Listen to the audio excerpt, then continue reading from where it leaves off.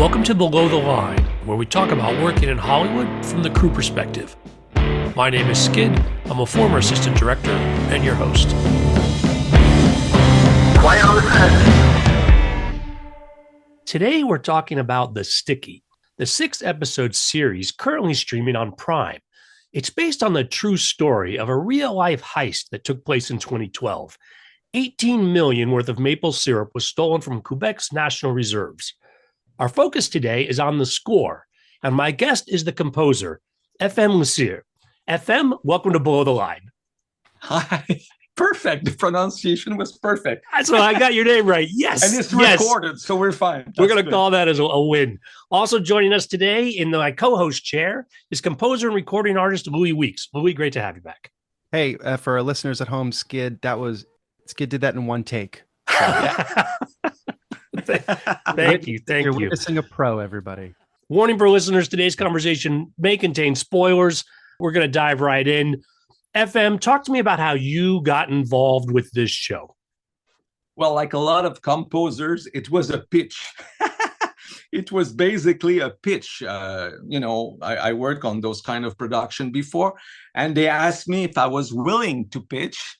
And they sent me the first episode, and I read that, and it was a real page turner. I really liked it, And now that we know that this script was nominated at the Writers Guild Award this year as one of the best comedy, along with The Bear and Only Murders in the Building, I was like, this is very good. I want to do it, because sometimes you read stuff and you're not crazy about it. So I pitched and had a conversation with the two showrunner, and that's the magic. Sometimes you got like, I get along so well with them. The vibe was good, but I didn't fool myself.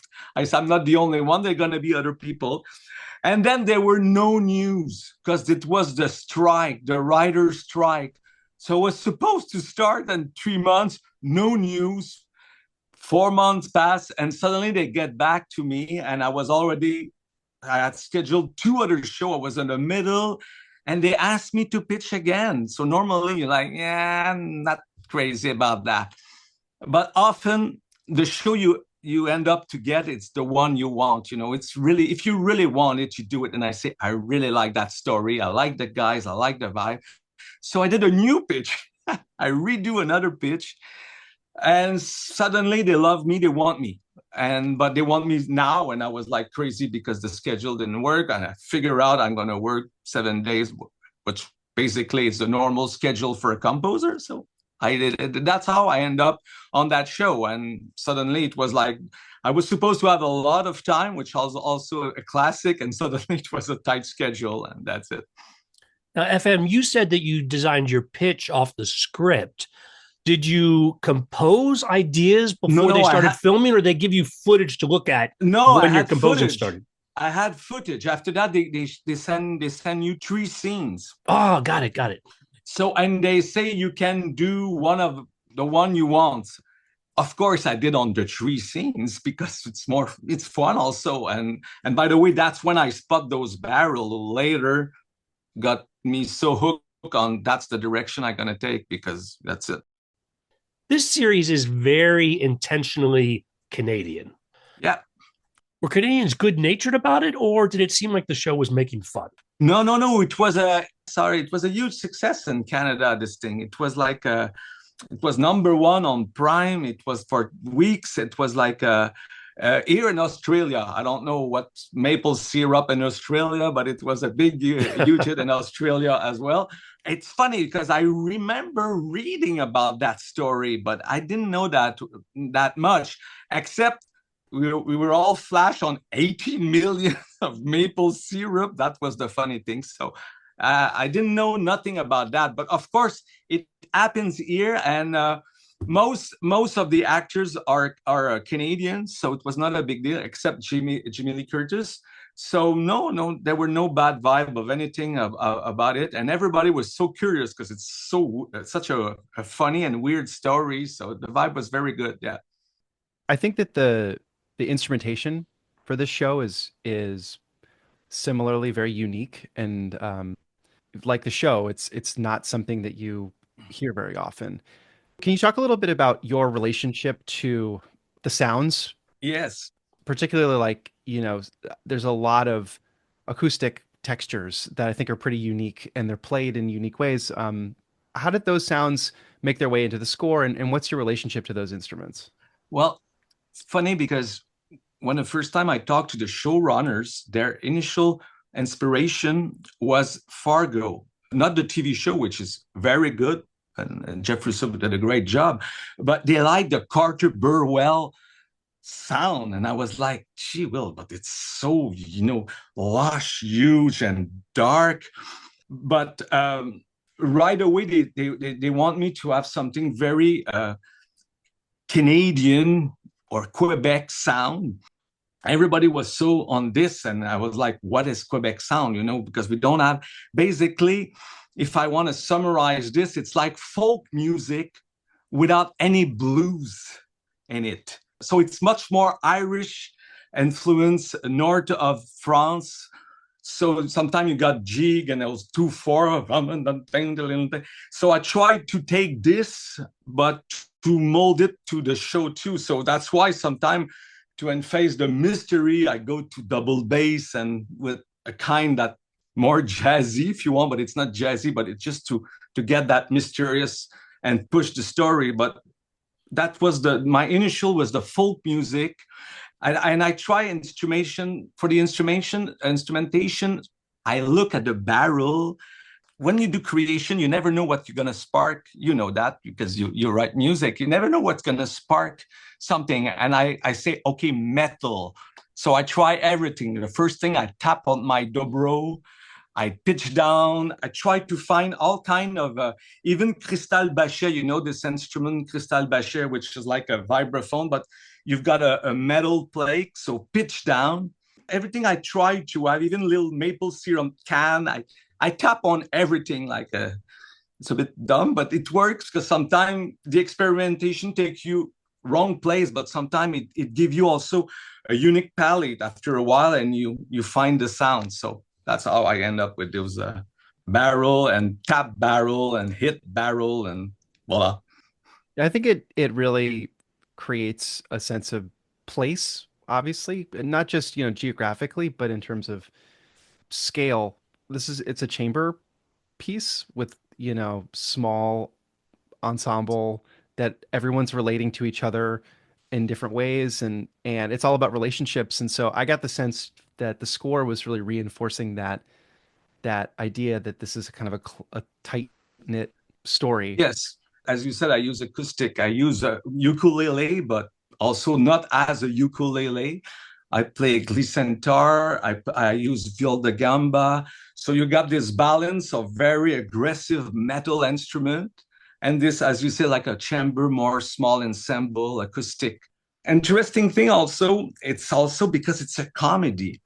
And the funny thing about a comedy, without the pun, the thing is, sometimes you don't play the comedy. You have to be, it's very touchy because it could be very cheesy. And the showrunner were very open to that. And because the text, the actors are funny, they act funny, the situation is funny. So I had always to play the counterpoint and just being a bit like dry. And so I didn't play that much the comedy. So that helped me also to have those kind of more like chamber, very quiet and small ensemble. And also suddenly add those big percussion as counterpoint. Yeah, I'm curious. We're talking a little bit about the pitch process. Where in relationship to the final product was the pitch? How close was it to the material that you put forth, and how much did things change over the course of the project? Oh, it really changed a lot because I don't think there's one piece as itself stay till the end. On my pitch, there's only maybe one melody that I kept from the pitch to end up that I reintroduced. But the palette, the kind of sound, that stayed, so I was on the right track right there. But, if somebody want to do another show of maple syrup, I've got another score ready because I did all the score from nothing. It was nothing, just because it was another way, another alley. That's it. Yeah, I think our listeners might be surprised to learn that the job of a film composer, there's so much left on the cutting room floor. Yeah. You go back to it and you reassess it and you rework it. And well, I'm curious about your musical background. Is there an instrument or a practice that you started with that is your foundation, or yeah, what's your history with music? I learned piano at the age of I did 1 year of piano at 8 years old, and I was so bad and I was so shy. And at the end, we were supposed to do a recital, the little piece at the end, and we had to do Sound of Music. And I said, "Oh, I'm not doing this." And I was 8 years old, and I said, "No, I don't do this." I don't know. I was very picky now. I find it was beautiful. By the time I said, already I heard rock and roll. I said, I don't want to do that kind of stuff. But anyway, after that, I learned guitar by myself, and I end up to study music. I did 2 years and a half, but I'm a dropout from the university. So I was not super good. It's funny. I was not super good and learning, but I learned a lot. One of the good thing I mentioned that I had a master class with Philip Glass that really changed my vision on creation and the importance that whatever the amount of instrument, you don't have to be. If you find a friend who play trombone, another one play organ, well, let's do a song with that. You don't need to go by the book. So it really opened my views on creation. And then I had a band, like a lot of. I'm a guitar player, so I was in a band. But like a lot of band, there's always the guy who do everything when everybody leaves. When everybody has left, I'm the one who was, doing on the 4-track, programming the computer and doing everything. And then I play live, and one guy who was studying cinema asked me to do the music for this short. And, that was the beginning of everything, because then after my mini career stopped, I started to do advertising with those guys, and I start to hang out with cinema people. I never hang out with musicians. I hang out with director of photography, director, and they, FM, you have to see Taxi Driver. FM, you have to see this, and you have to watch that movie, and look how the camera move, and listen to that score, and that really, really moved. And till there was a big gig where they were looking for a composer, and they couldn't find it. It was a TV show produced by Ridley Scott and Tony Scott with David Bowie, and they couldn't find anybody. And I was like, yeah, well, if they say, FM, send something. I said, okay, if you insist. And I sent something, and they chose me. And that was my school and scoring, because it was Tony Scott edited the episode, and the music was like placed, and I had to, so I really learned spotting, where to put music, and delivering on time, and this. And from then, well, I had movies and TV series, and I never stopped. Thank God, I never stopped. But that's a bit the process of my career. I think a lot of people who start in bands and then move over to scoring will be really familiar with that narrative, because you're right. Like, the people who end up getting into film scoring are the people that have to know how to do computers also. They have to have to fix all the gear. They have to play all the instruments. This kind of, yeah, exactly. It's a one-man band element to it. Yeah. I'm curious, over your career, what's changed like the most about the work, and what's changing the fastest right now? Is there something about the industry that you think is really like well, the big thing it's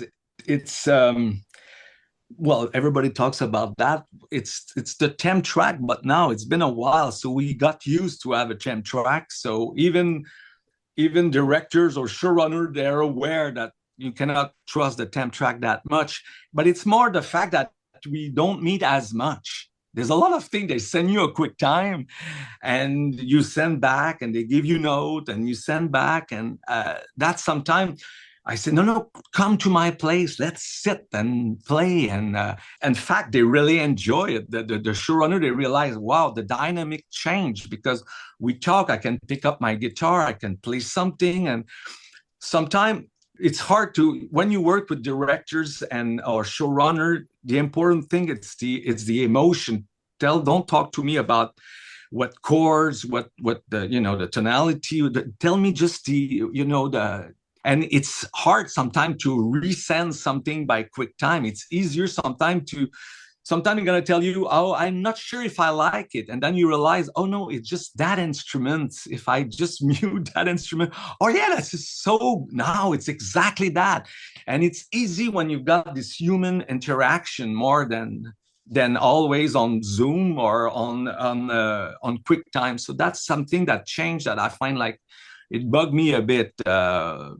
Even now, I did a movie two weeks ago. The director was used to come to the recording. Now it was not there because he was like, and it's not their fault. He was on I think there was a video effects session. He has to be there, and everything is so fast that sometimes that's the only thing. I think it changed that. Yeah, I'm not crazy about. And is there something particularly unique to doing series as opposed to features for your process?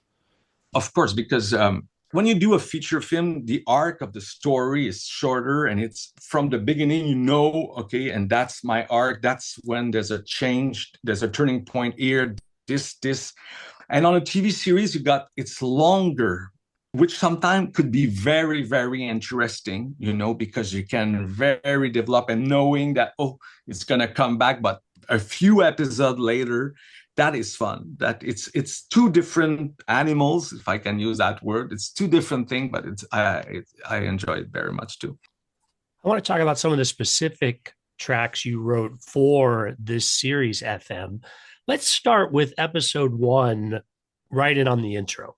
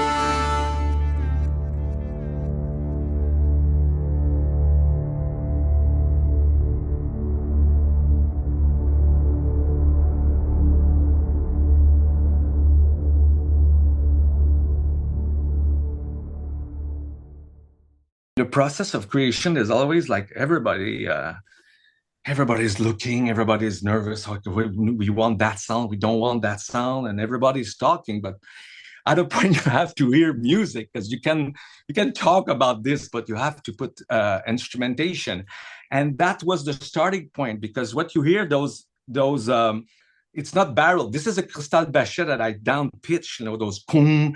And I use also this electroacoustic called here. It's a resonant garden where you hit on it and it makes like some kind of, so I create this kind of uncomfortable, but not too dark and intriguing. And with this fiddle, viola da gamba, and suddenly everybody agree, okay, that's a good direction, and we're on the right path. So for the right path. So for me, it was like a relief, because I said, sometimes as a composer, you're sure this is good, but it's good for me, but it has to be good for everybody. You cannot defend music. If they don't like it, well, you turn around and you find something new.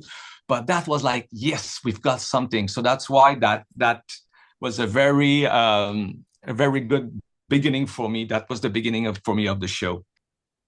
In terms of the live elements versus the electronic elements, are all those instruments, all the live instruments, are those played by you, or do you have collaborators that come in and collaborators and me? But I'm really not a purist.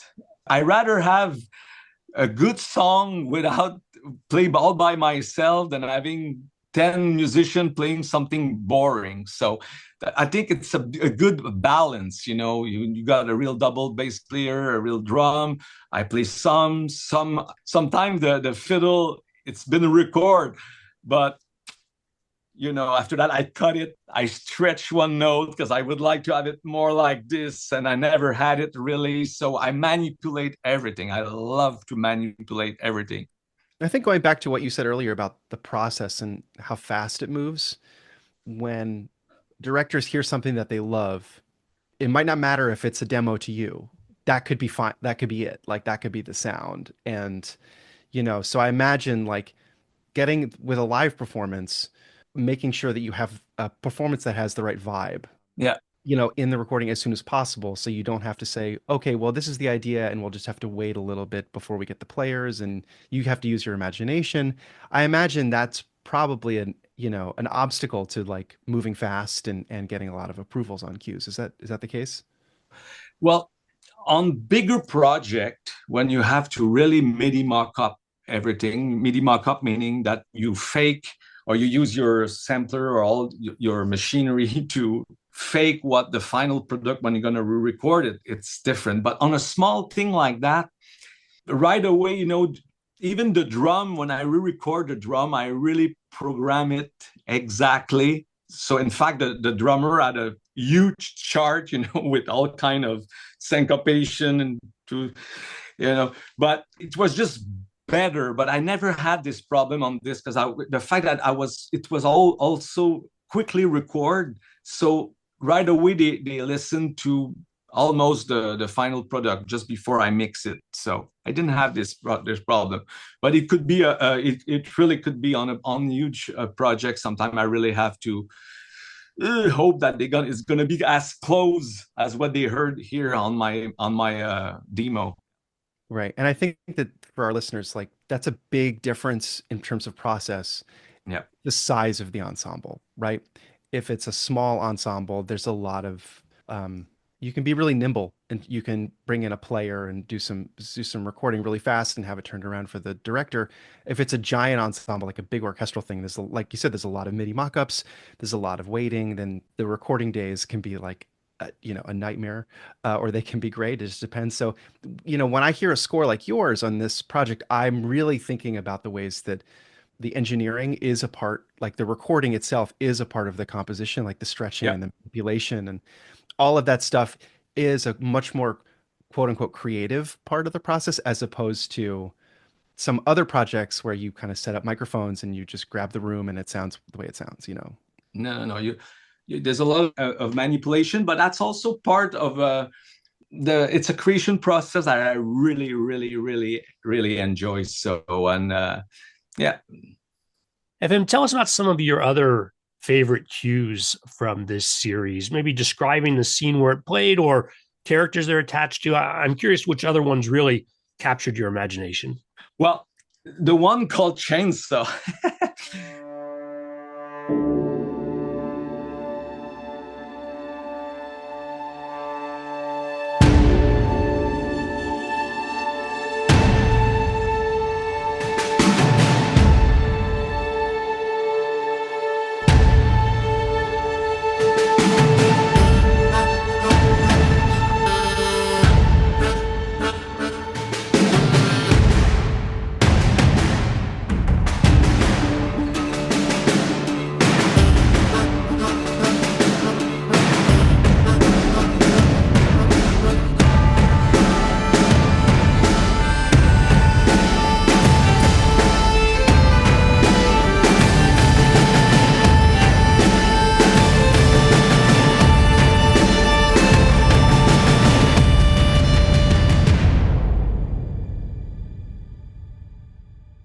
For people who watch the show, it's the first episode when the character Ruth, she chopped the tree. In fact, it's fun to hear it here because when you watch the show, of course, they put the chainsaw so loud. I knew they would put it loud, but we don't hear the song as good as here. But that was one also of a key moment because that percussion became one of the backbone of the show also. And it's a mixture of drums and distortion barrels. So it's real drum and this and with guitar at the back, a bit of fiddle and viol de gamba. So it's a key moment. I love this cue. I think what I love about it so much is it really is a successful hybrid score. Like the sound of the drums, they sound so cool. And there's something very like the snare feels very like orchestral to me Yeah. in Is it? It is. in a way that some of the other close mic'd string instruments feel very chamber, and you kind of have like mixed it together in a way that's really coherent, which I think and this is really inside baseball, but like the challenge of these hybrid scores, in my opinion, is like how do they glue together? Like Yeah. do they mix? And this cue is like perfectly done. Oh, but thanks. Well, that's the key because honestly, for a lot of production, we in fact, whatever the size of production, I think it's something very modern to have hybrid score. As I told you before, I'm not a purist, so I don't mind to, as long as it pleases your ear and you watch and you've got this kind of moment like, yes, it's happening. So this is, by the way, thinking about all kind of people, this is a drummer of Celine Dion who played at the back, who's probably the best drummer around here, who played the Grammy everywhere. And then I put like a kind of it's called something I program on the computer, and I crank the distortion of that. But it's you recognize it's an orchestral snare, but with a lot of distortion and with a big room add, and that's the mixture of this. So it give a powerful. Everybody flipped on that. They all love that. So I use this as a backbone later in the show. I don't want to tell too much because it's still on Amazon. Everybody can watch it, but to the heist and everything, it's there. I think it's also a nice story element too, where it's a story with comedic elements, but this character in this moment is motivated by very serious story Yes. components. And I think the music does a really good job of highlighting those character motivations in a very serious way. But again, I think that the instrumentation really does remind us that this is a story that has a lot of humor in it. And I just think that you're threading a very delicate needle, and I think it's a really successful cue Yeah, because well, there's something bittersweet, and when we talk about small instrument, the fact that it's raw violin, fiddle, raw, there's something like, to the core of emotion. So I think it's, when that, what's happened to her husband in the show. So it established this rage she's got, and at the same time, it's funny because she's screaming and she's, and later she's gonna drive through the city with that big log. Other favorite moments, FM? You want to draw our attention to? You want me to keep talking? I can talk forever, man. Talk to me about the intro to the second episode. It really caught my ear. Well, for the second episode, suddenly I had this double bass and this balance.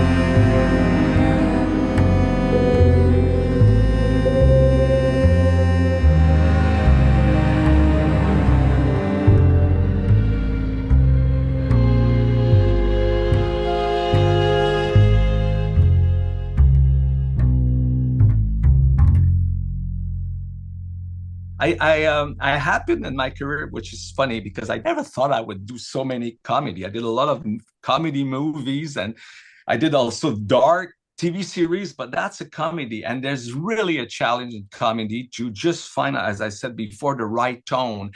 And this is a way that I find a way to mix two worlds. So you've got this double bass, almost like not a big band, but a very jazzy double bass, plus on the top of my Quebec texture and everything. And it gives this kind of mix, and I'm very proud because it's like odd. And of course, double bass is a bit funny. And at the same time, there's something mysterious about it. So that's why I think it's a fun cue. And it right away, it's a second episode, and right away, the beauty of scoring, it's pushing the story, and that I think it really push it at the right place at the right moment. There's kind of a futility in what we're doing here, like talking about the score, because there's certain things that just like work, and if you try and like explain it, it kind of falls short. Like double bass, there's something about it that it just oftentimes just works, right? It grounds you, and it leaves a lot of room for the picture. Again, what I find so really remarkable about this cue is how you manage to record it and the performance, because it's so nicely mixed in with some of the other electronic elements. The more I listen to your work, the more I think that that's the superpower of a lot of these cues, is that they're really creating their own unique sense of sonic space, and you're mixing like acoustic instruments with electronic instruments in a way that it's really, really, really effective. Oh, thanks. What he said. That's why I bring Louis on the show. He explains it much better than I do. No, but it's true. There's something bubbly about acoustic bass, and if you use it the right way, it works. It's like that. There's something sometimes you have to try to reinvent the wheel, but sometimes you just have to take the wheel there and find a better way to use it. And I find this time I'm very happy about the result here. Now, there's another cue in that episode that you identified for us, talking about Ruth and Remy's friendship.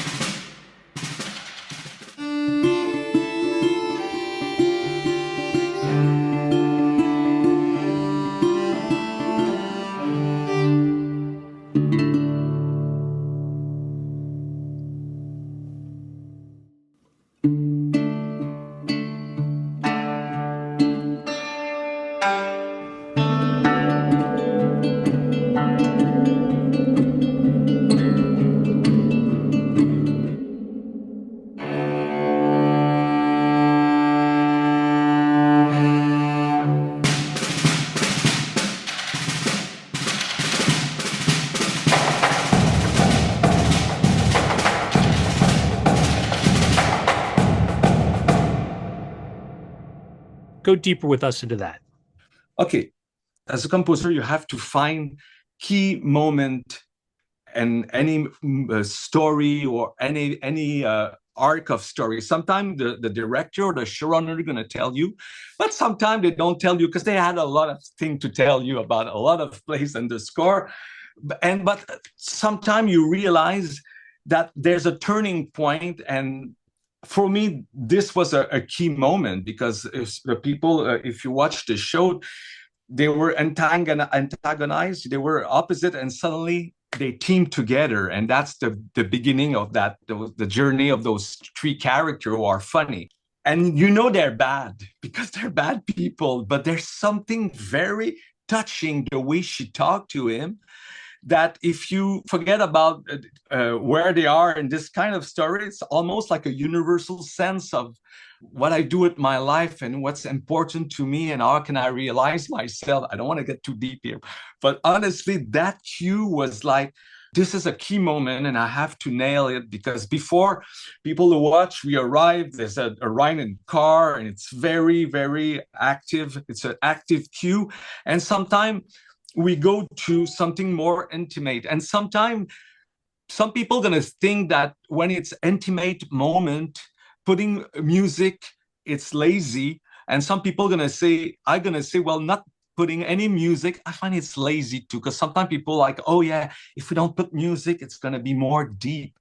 Yeah, not sure, not all the time. And if you got the right tone, and the right music. People who watch the show, maybe they don't even hear the music, but they don't listen, they don't realize, but it's there, and it just sustain or just accompagne. How you say that in English? It just take you slowly to those emotions without to be too cheesy. So that's it. On the final result, I think they mute my main melody with Break My Heart's the first time I realized that the mixtape. But at the same time, I reuse it somewhere else because that's also the fun of the TV series, because you establish some themes. So sometimes you write themes by character, but sometimes you write themes also by situation or by emotion. And that was like an intimate, an important moment in the series when they team up, but also in a sweet, bittersweet moment. I think that this cue is indicative of something that I think is really strong in this music, which is your sense of groove is really powerful. And I think that it's not very common in film score or in music for series that like a piece of music grooves really hard, because a lot of music that's based on classical Western music, groove is not really like the most important thing. Mm-hmm. When you have a lot of players who are used to playing orchestral music, like their notes, like a lot of the intonation is perfect, but like the groove is maybe not like the most important thing. But hearing this cue, it really like there's a pocket that's really strong and there's a groove that's really, really like locked in. And I think that that's the kind of thing that makes this, it gives this moment a lot of character in a way that I think that not a lot of film music has, like considers groove. They might think about chords, they might think about melody, they might think about texture. Is this something that you were thinking about when you were doing this moment, or No, not at all. That's why I never think about you when you write music. I don't know about you, but you're really listening to your guts. You please yourself. You do something like, I like that. I look at this and that's how I feel. And normally, if you close to what you feel, normally other people's gonna feel it. So that's my only rule. It's this: if I like it, I feel strong, that works. Like the old image of the spaghetti that you pitch on the wall, you stick, it works right away. And you have to listen to your little yourself inside. Okay, that works. But I never think about chords. I think about chords when you work on a cue for the fifth time because the director or or showrunner tell you we don't like this because of this, and then you start to overthinking. And I say, oh, I can go to the minor relative and I can use this mode. But normally it's always a so. I try not to overthinking, but sometimes, of course, the more knowledge you've got, it helps you, because unconsciously sometimes you're going to do some kind of arrangement because it's something you did before, so it come back because you listen to that old classical piece or this old rock songs you remember, and it infuses in your work. But I don't specifically consciously think about chords. Please, no. yeah. I was very disappointed when Amazon Prime announced that they were not going to do a second season of this show. We won't spend more time talking about that and just sort of what's going on with television series these days. I am curious, though, for you, FM, talk to me about your process in approaching a hypothetical second season. In other words, taking what you have, trying to create something new. What did it mean to do a second season of a show like this? Well, first, I have to say it was a hell of a bummer, because normally you never know when I did shows been renewed, I haven't been renewed. But this one, because it was Jimmy Lee Curtis and the way it ended, it was like, at least we're going to have 2 seasons. So I was like very disappointed. But the story, I don't know if I can tell. There's a spoiler alert here, but let me tell you, in real life, the heist, they did that for months, because it was like they used to do this a lot, before they get caught. And the adaptation in the show, I know that in the second season, the thing, it's like, okay, we've got millions of dollars of maple syrup, how can we sell it? What can we do with it? How can we, because they had to try to sell it to Boston, to Maine, and it was very complicated and very funny. So unfortunately, it's not gonna happen. But to be honest with you guys, I didn't think too much, because until it's showbiz, until it's confirmed, I was not. But I didn't think too much about piece of music or the way to develop. But in between, I record a movie, and I used this new bass player, and I was so excited to having around because the guy was so good. I say I could do different things, but unfortunately, it's not going to be for that show. It's going to be for something else. But apart from that, I didn't think too much, because I was really waiting to be having green light for okay for the second season. But no, I didn't think that much about that. But I was very disappointed. Like everybody, we were like disappointed, because the show been well received. The New York Times like it, Rotten Tomatoes. I don't know. It's a number. Amazon. It's like, I don't know. And it's showbiz. Well, it's certainly a shame. I know that I would love to hear more music from this world, and so maybe there's a record of B-sides that you'll want to release at some point. Well, I want to release this as an album. That's what I'm gonna do probably. It's great. On a more inspirational note, FM, what kind of advice do you have for new composers who want to work in this space? Well, it's funny, because years ago you couldn't find any interview with composers. It was pretty mysterious. Now YouTube is filled with real composers and composers who have never done anything and give you all their expertise and how you should do this. And there's a lot of good school and everything. But anytime somebody come to me and they say, "Oh, can I be a composer?" I don't know how, but one thing you have to do is to watch movie, because people focus way too much on music. They feel like it's almost like if it's they think like if John Williams or Ennio Morricone, they were alone and they were doing their thing. And basically, it's a storytelling. The beauty of movie making, it's a teamwork, and you work with other people. You have to like the process. You have to like the fact that people are going to tell you it's good and it's not good. But the best way to learn from me is to watch movie, because a cue without dialogue, without anything, it's nice music, but it's not the same. It was really made for screen, so you learn so much. And every time you can watch even movies on old DVDs. I don't know if the Criterion they don't this. I don't think on the channel they do this a lot, but sometimes you add version, you can watch the movie and then movie with music only, which is fascinating. It cut, there's nothing, there's no dialogue, and the music starts, but you can actually see the process and the frustration probably of the composer of this beautiful melody, but he had to stop it there because that's the way it is. There's a dialogue, there's a scene. And also, the more genre you learn, I think it's the best way to be prepared if you're serious to do this job, because a lot of time I've been chosen to do job because of my knowledge of repertoire and classical and rock, having the difference between that kind of hip hop to trap and the more you know about the subtlety about instrumentation and everything, that helps you, because unless you have a unique voice and people want only that kind of sound all the time, you're gonna have to make a living, and you got to be able to adapt and know many genres of music and many genres of movies too. That's fun also. If you have to love movies. If you don't love movies, you got a big problem. As far as getting into this, FM, that's really sound advice.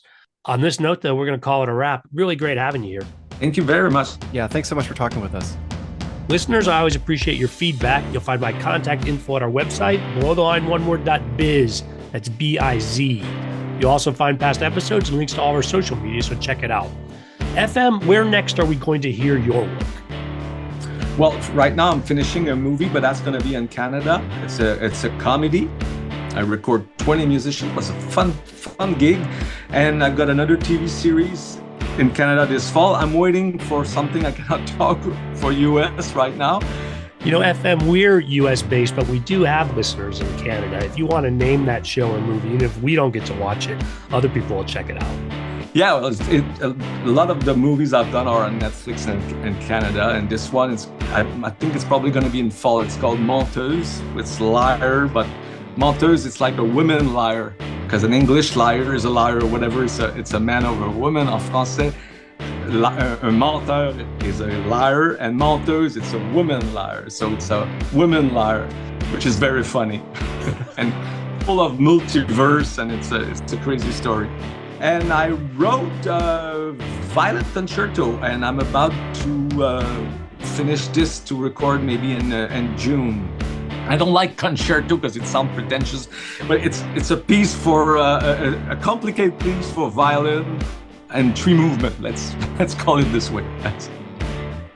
Closing credits, thanks to Curtis Five for our music, John Wan for our logo, and to all of our listeners, I appreciate you. The Below the Line logo is available on t-shirts, mugs, and stickers at redbubble.com. If you send me a picture of yourself in a Below the Line t-shirt, I'm going to mention you by name in the credits. I'm recording this episode with some lead time before the release, so apologies if you already sent in a pic and you're still waiting to hear your mention. I'll make good, I promise. Other ways you can help this show: first, give us a positive rating wherever you get your podcast. Second, share a positive review with your friends, because that's how new listeners find us. All of that aside, whatever your engagement, the fact that you're still listening means a lot to me. Thanks again from Below the Line.